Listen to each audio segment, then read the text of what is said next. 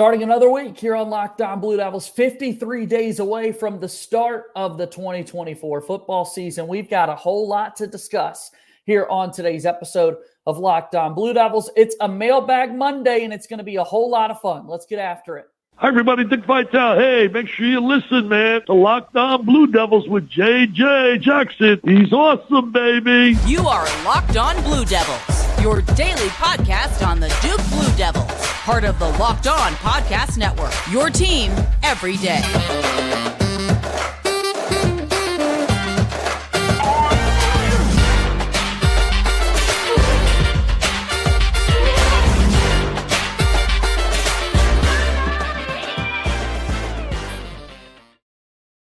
Hello, everybody, and welcome into another episode of the Locked On Blue Devils podcast. My name is J.J. Jackson. It's so great to have you here with us on this Monday, July 8th, 2024. Locked On Blue Devils is your one-stop shop discussing everything going on in the life of Duke athletics. Here we are now 53 days away from the start of the Duke football season, and today we've got a Mailbag Monday episode for you. Thank you so much for sending your questions in on Twitter at LO_Blue Devils and also by email, LockedOnBlueDevils@gmail.com. We answer these throughout the course of today's show with our good pal Josh Cox from Duke Football Talks Section 17 podcast and the DDC, the Durham Devils Club. Excited to discuss everything in the world of Duke football. If you have not done so already, please be sure to follow us wherever you get your podcasts. Subscribe to our podcast feed. Leave us a 5-star rating and written review. And also make sure that you check out our show on YouTube. Subscribe to our YouTube channel as we continue growing this thing. Follow us on X at LO_Blue Devils, and I'm there as well at _JJ_Jackson_. So without further ado, let's go ahead and we'll bring him on in. It's our good pal Josh Cox, who's here with us once again on today's show. Josh, how are you, my friend? I hope the holiday treated you well. It's good to see you once again. Yeah, man, had a great time on July 4th. Spent some time with friends and family, and hope you did as well, man. Hope you had a nice, relaxing time. Yeah, I don't want to get into an everyday habit here of counting down the days until kickoff, Josh, but it's a Monday. It's after the holiday. I figured we could reset and put the number out there, 53 days away until that first game of the 2024 season. So it'll be here before we know it. Oh, it sure will. I mean, we're getting down to it, and I believe Duke starts its camp at the end of this month. And so, I mean, it's, we're ready to roll. I'm heading to the Bill Dooley pigskin preview or whatever it's called. That's coming up later on this month. I'm heading to ACC Media Days for football later on this month. And so it's here, man. It's time. It's time to get going. Excited to see what this will look like with the Duke football team getting ready for year one under Manny Diaz. We're going to answer some mailbag questions today that were sent in from the loyal listeners. So let's just dive right in. Let's get right after it. First question sent in: can Duke football make a bowl game in the first year under Manny Diaz? High expectations after what Mike Elko was able to do the first two seasons. And someone wants to know, can Duke football do it again? Yeah, I mean, with that threshold of 6 games, right? I mean, every team at the beginning of the season is going to say we absolutely have a chance, to go to a bowl game. I believe if you look at Duke's 4 non-conference games, those should be, and once again, should be wins. I think the Northwestern game is going to be an interesting one because it's going to be played at that alternate site. There, 14,000 fans is what we're being told. It's right on the water, and from the artist renderings of what that's going to look like, it looks like you're literally going to be able to see Lake Michigan, like while you're watching the game. So like that wind there's going to be a factor. I'm assuming the kicking game might be altered and adjusted. That game has a little bit of a question mark for me there, but I believe Duke will be the clear favorites in those, probably all 4 of those games, but definitely in the other 3. And so you get 4 wins there, and then you're just finding 2 wins in the ACC, which once again, in this age of, of the transfer portal, JJ, every team thinks they did well, right? Every team is like, oh, we improved here, even though we lost there. And so it's going to be very interesting to see. I believe that this is at least a 7-win football team. That's just my thoughts and my predictions there. I don't know if this is a 9-win team, right? I also don't think it's a 5-win team. I think it's in that 6 to 8 range is where you're really going to see this team, just my opinion. I think so too. I think we're going to see really big things out of this Duke football team, and excited to see what they're going to be able to do in the first year of Manny Diaz, and the fact that they were able to get to bowl games these past couple of seasons. You mentioned the non-conference schedule, and I think that's what's so important when looking at whether this team can make a bowl game or not, because the ACC is going to be the more difficult portion, obviously, of the schedule for Duke.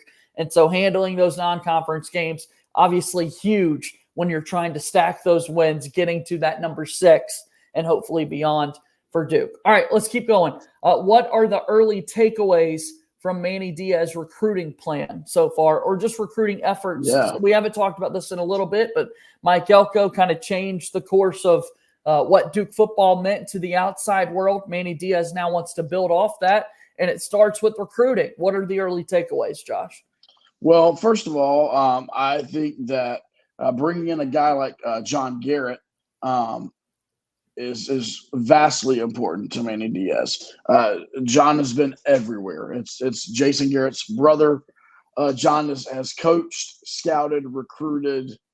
He's done everything everywhere, and so everyone knows him. He knows everybody, and I believe that staff there that he's put together and the team of people that he's working with, they are talent identifiers, right? And then it's a matter for those coaches and the other part of the recruitment process to identify whether these guys are Duke guys or not, and what they mean by Duke guys.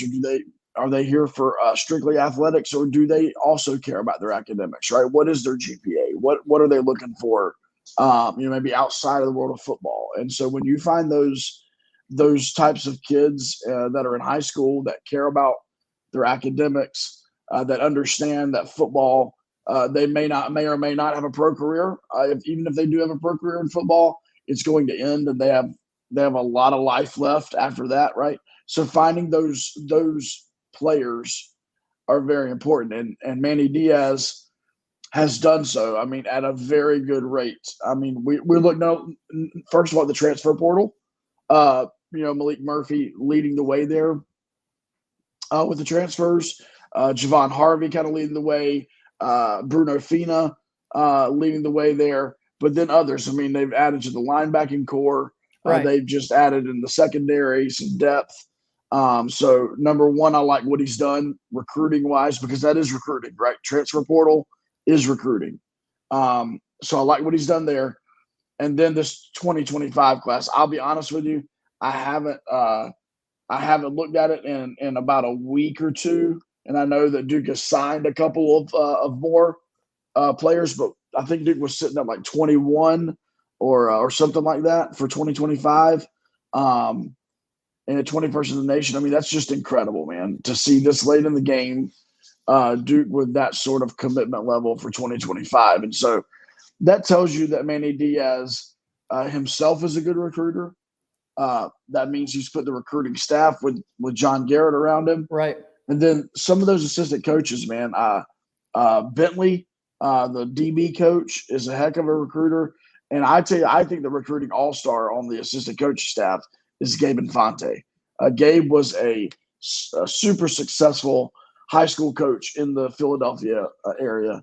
And, man, he has a grip lock on that area right now with recruiting. So you've seen some Philly guys in that area because of Gabe.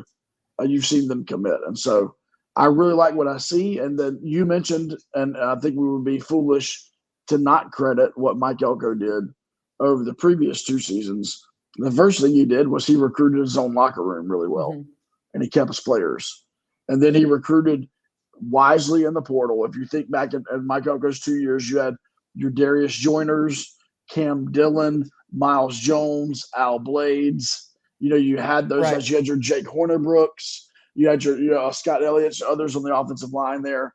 And so I believe you got to give credit to Coach Elko for setting that standard. And then Coach Diaz has come in and just continued that standard. And so I like what we're seeing both in the transfer portal as well as in high school recruiting. Yeah, so I'll help sum it up. Early takeaways, going in the right direction, trending upward, which is what we want to see especially fresh off a 4th of July holiday. So many high school players have been in various skills camps and circuits, and this is when you start to see several recruits make those commitments Now the job's on that coaching staff to hold on to them because we know it's ever-changing in college football recruiting, but really impressive stuff right there. All right, let's get set to take our first time out here on today's show, and we'll be back with more of our Mailbag Monday after this quick break. Locked On Blue Devils here today is brought to you by our friends over at Game Time. That's right, Game Time is now an authorized ticket marketplace of Major League Baseball, which makes getting tickets faster and easier. Prices on the Game Time app actually go down the closer that it gets to first pitch. With killer last-minute deals, all-in prices, views from your seat, and their lowest price guarantee, Game Time takes the guesswork out of buying MLB tickets. Of course, Major League Baseball about a week away from the All-Star game, All-Star festivities set to take place there in the Lone Star State, and Game Time has a lot of great deals for those All-Star game tickets and Home Run Derby as well. Save up to 60% off when buying last-minute tickets, not only for baseball, but other sports, concerts, comedy, theater events, and so much more. The seat views are amazing for Game Time. In the sporting events, you want to see your location to the court or playing surface. How about concerts as well? You can get a panoramic view from your seat. You can see where the stage is located in the app before you buy. The lowest price guarantee or Game Time will credit you 110% of the difference. So take the guesswork out of buying tickets with Game Time. Download the Game Time app and use code LOCKEDONCollege after creating an account and get $20 off your first purchase. Terms apply. Again, create an account and redeem code LOCKEDONCollege, LOCKEDONCOLLEGE, for $20 off. Download Game Time today. Last-minute tickets, lowest price, guaranteed. Game Time, a proud sponsor of Locked On Blue Devils. We keep moving forward here on today's episode of Locked On Blue Devils. JJ Jackson joined today by Josh Cox from Duke Football Talks Section 17 podcast. Let's keep going as we talk about it's July now. We're accepting new members officially into the ACC. Talked a little bit about this in mailbags past, but always good to rehash things now that it's officially official. What are your thoughts on the newest members of the ACC when it comes to football? Someone wrote in and asked us. So we're talking SMU, we're talking Cal, and Stanford. Just the thoughts on that footprint expanding in those three schools in particular. Yeah, well, first of all, the financial end, we understand it, right? We all get the fact that those TV markets are major and they matter to the overall landscape of the conference. They matter when you're going back in negotiations for money. So we understand the financial implications, but as far as the football implications and the actual on the field play, look at Stanford first. I mean, this is a school from 2009 to 2018. The end of the Jim Harbaugh era, the beginning of the David Shaw era there. I mean, this is a team that was getting double-digit wins most seasons, right? They had that 12-1 season back in 2010. Unfortunately for them, they haven't had a winning season since 2018. And they've really been, I don't know what's been going on there. David Shaw's no longer the coach. They've not put together that Stanford. They had about a 9-year run there where they were, top 25, top 10, even every year for a few of those years. And so we're seeing a struggling Stanford football program come into the league. But once again, we're banking on the ACC is that they're going to bounce back in a positive way. It'll potentially help their recruiting. And they'll be able to recruit on a more national scale there. I'm assuming Cal's thinking the same thing. Cal, on the other hand, or kind of similarly, you have another program there who hasn't had a winning season, since 2019, and they've only been to one bowl in the last 4 seasons. And so once again, another struggling program. And so the two Pac-12 teams are coming to us kind of on a little bit of a skid. And so I believe the hopes there is that the ACC will help bolster what they're doing. That these recruits, even if they're in-state recruits, say in California, they're gonna want enjoy playing games on the East Coast, right? They're gonna enjoy the travel. They're gonna enjoy all those types of things. And then maybe some of these East Coast kids who would have not gone to Cal understand now all their away games are going to be close to home. You know what I mean? Maybe that's a little bit more of a draw there. So for those two Good teams, point. you're hoping the ACC just helps bolster them and get them back. Getting Stanford back to where Stanford would be incredible. And, and for Cal, I mean, Aaron Rodgers and Marshawn Lynch aren't walking through that door anytime soon. But it would be nice to see them get back. And then SMU, this is the one, man. To me, it's the big deal for football. I believe they're underrated, if you could even say that. I mean, Sonny Dykes speaking of the connection there, you got Sonny Dykes who left Cal to take the job at SMU. So there's a connection that we probably haven't talked about. But you have the Sonny Dykes era that turned into the Rhett Lashley era there at SMU. And on the flip side, they haven't had a losing season since 2018. All right, so this is a team that goes bowling every season. This is a team that puts a ton of points up on the board.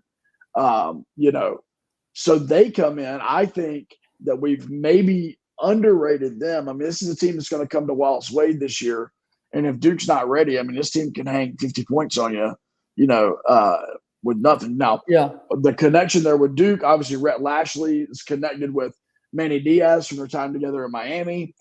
Johnny Brewer, Duke's offensive coordinator, worked there in the offensive coordinator position with SMU as well. I think he was a co-offensive coordinator there under Rhett Lashley. So there's some connectivity with Duke, Miami, and SMU that's kind of cool. And so SMU is by far out of the three the most intriguing for football at this moment. As we mentioned, Cal, they've got that history, man. Aaron Rodgers and Lynch and others that went to Cal that have been very successful. They've had successful teams in the past. Stanford here in just the recent past, just 5 years ago, you've got a perennial top 10 team in Stanford. So they could help. But at the end of the day, we're hoping the ACC helps them. And then conversely, they help the ACC both in the financial aspect of it and then also adding to the football aspect of it. Yeah, what an all-coast conference it certainly is for the ACC now with Cal and Stanford in the mix there. Obviously, Andrew Luck is not playing quarterback for Stanford, but we'll see if they can turn it around. You mentioned Aaron Rodgers. You mentioned Marshawn Lynch. We'll put Deshaun Jackson in that conversation as well for Cal stars of years past. And then let's see what SMU can do. So with that, and knowing that talking season is here, media days right around the corner, every conference now wants to talk about what the future of their schedules can look like, given that the college football playoff is now expanded to 12. And we've got a listener who's very wise on that and sent a question in saying the ACC still plays 8 conference games. Would you prefer it to be 9 on the schedule? This is a topic that's really big right now in the SEC in particular. When you think about those big rivalries that you've had over the years, and many conferences, their thought in doing 9 would be keeping 3 permanent opponents, rotating 6 on your schedule to get it around quickly. But also, hey, if we're going to get to 12 teams here in the playoffs, let's bolster our resume as much as possible. Let's play more games inside the conference. And so there's an expansion to 9. What do you think about this question here, Josh? I mean, since you're down there, since you work down there at Auburn, does this mean that Alabama can't play like the local high school team the week before the Auburn game every season? Is that what that means? That's what we're hoping it goes to. They're still at 8 as well, but I want to see it go to 9 games in the SEC for sure. Yeah, I think you can look at this at two sides of the same coin, right, JJ? I mean, you can look at it from the competitive aspect of it, and absolutely, let's play 9 ACC games every single year and only 3 non-conference games. You're absolutely correct. The other side of that coin is we just talked earlier in this show about Duke making it to a bowl game, and we basically said, hey, we've got 4 wins right here in our non-conference. So depending on how you schedule that, you can miss out on somewhat of a, let's say it with air quotes, right, a guaranteed win. Sure. But you are playing in your conference more. I'm a competitor at heart, and so I would lean more to let's go to 9. Let's be competitive inside of the ACC. I like that 3-6 kind of thought, and Duke and the ACC was kind of there until Cal, Stanford, and SMU came in. I think it was the 3-5-5, scheduling format that ACC was going to have. But anyway, I think I would love to see us go to the 9. I would love to see us try to figure out how to get into that 3-3-3 or 3-6 rotation. Playing. I love the fact that the way it worked out earlier was Duke was playing their in-state rivals every year in NC State, Wake Forest, UNC. But yeah, as a competitor, I'm for it. If all we're concerned about, which I think Duke has raised this bar, but if the bar is so low that we just care about getting 6 wins every year and just going to some podunk bowl game, then absolutely let's keep it at 8-4. But I personally like the 9-3 mold for sure. Yeah, things are shifting. I think 9 games would be awesome, and would love to certainly see that take place within the ACC on their football schedule side of things. All right, we got to take one more timeout. And then when we come back, we've got a couple of more questions here. People asking about strengths and weaknesses. What are we talking about? We'll tell you when we return in just a moment here on Locked On Blue Devils.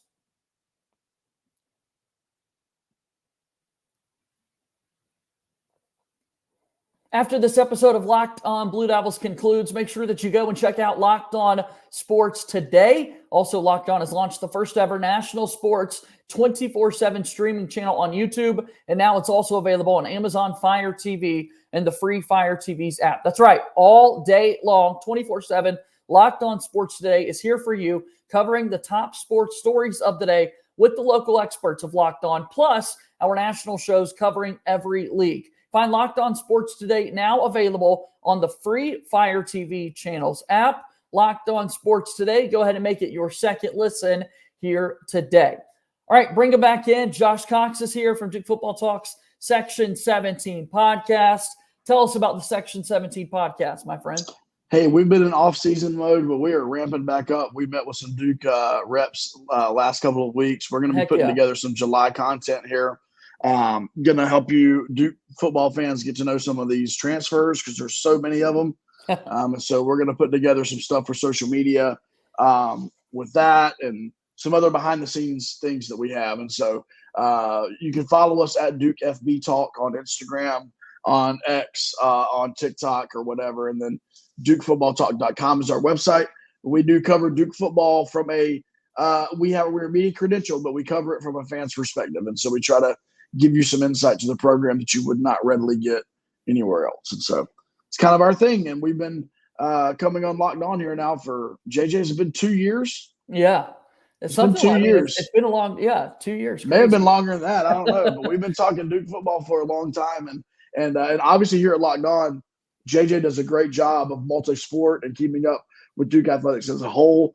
We try to really focus in a lot of our efforts on football. So check us out. We'd love to see you. We've made it known in the past we're not the best at math, Josh. So trying to count back how many days and years and think, forget about it. For a while. All right. A while. All right. 2 questions left.